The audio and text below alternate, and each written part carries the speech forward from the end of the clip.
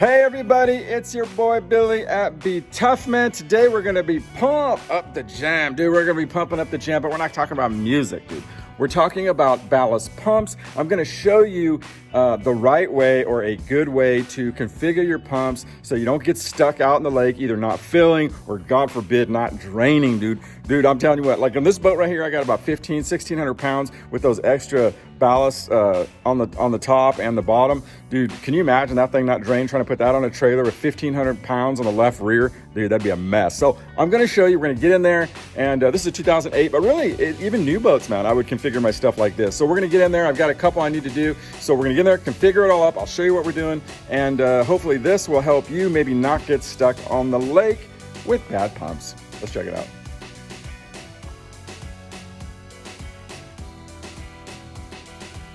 One of the first things that happens when a pump starts going south is you'll notice that the fuses start blowing. In this Malibu, it uses a really light 5 amp.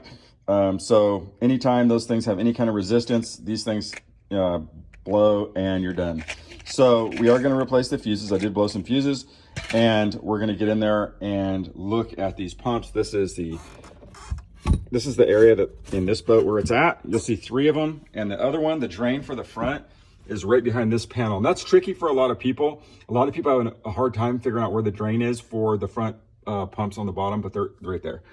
So we have 3 right here, and we're just gonna replace all 3 on this. And there's 2 of them that aren't working. And what happens is when the drain, when you have the fill not working, right? And then you go to drain all your ballast, and you're not paying attention, all of a sudden you put the drain on without water being in there, right? And so it just burns both pumps up. So a lot of times you'll see 2 pumps burned up on one ballast. So we are gonna replace all 3, and we're gonna change the connections in here how it needs to be. So let's drain, there's a little bit of water down here, but let's get that out of there.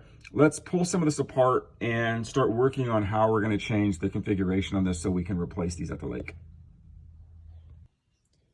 These pumps come with a set screw like this. I'll give you some advice. If you're replacing these pumps, take this and save it, because a lot of times if you have to replace these and you're in the water, these can drop down in the hull and you'd be screwed. So it's always nice to have a couple backups of these. So if you do replace a pump and you're throwing out the old pump, save this piece and just keep it in your locker.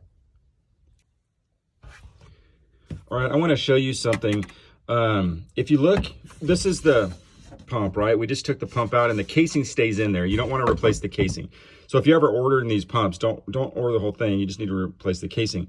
What I will tell you though, is that there is a valve. A lot of people don't realize there's a valve right here. So if you ever are changing these at the lake, you need to turn this valve right here and shut that off. Otherwise you're gonna have water coming in from the lake. So it's very simple, but when you do the change, make sure that you have the valve closed, and you'll be able to, you should actually have that closed before you even take the top off. Don't take the top off unless the valve's closed, if you're in the water. One of the ways that you can tell that your pumps are going bad is just by turning this right here. If it's really stiff to turn, like it feels like something's kind of bound up, it's junk. Let me just replace it.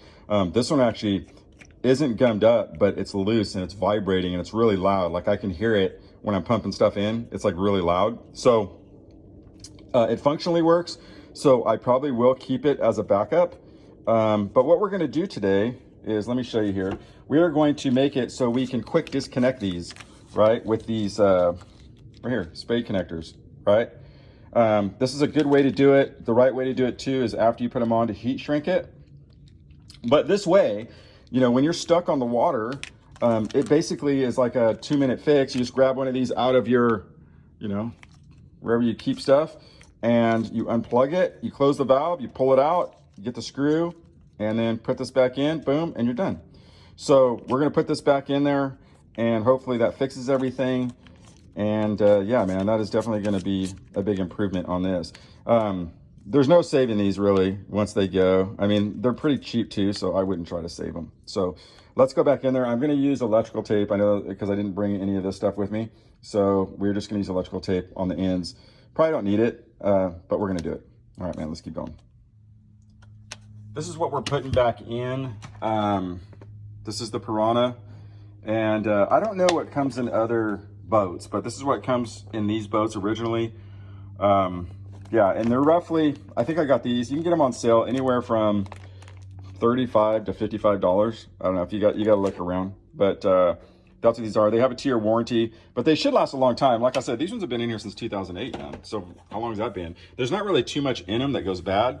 What kills them is when they don't have water. So yeah, that's really what kills them. So yeah, the Piranha live well aerator cartridge 800, 1100. When you're putting these together, it's super important that you have it coordinated correctly. Just to keep it simple, what I do is on the pump side, those are both males, and on the electrical side going into the boat, it's both females. So that's just an easy way to do it. That way all the pumps I set up look like this and they're universal throughout the boat. When you put this back together, don't put zip ties. Like here's the connections, right?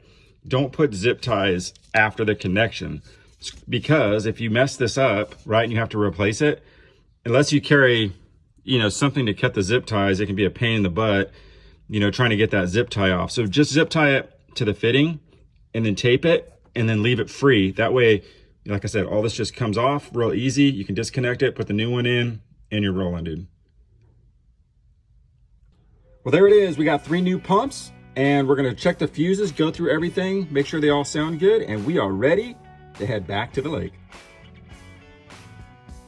All right, so the last thing I'm gonna leave you with, if you did stick around this late, is a tip for people that go into lakes that they do super mussel inspections. And if you have any piece of water in your pump, they won't let you on the lake, right? And that happens, dude. It's hard to get all the water out of the ballast sometimes, you never know if there's something in there. So what I do when they say, all right, because they don't come in your boat, they sit out there and they listen for the motor. So when they do, man, just hit the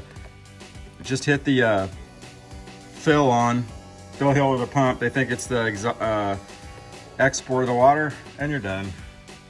Woo, it's hot. Anyway, there you go, man. Another Malibu special, ballast pumps on your boats.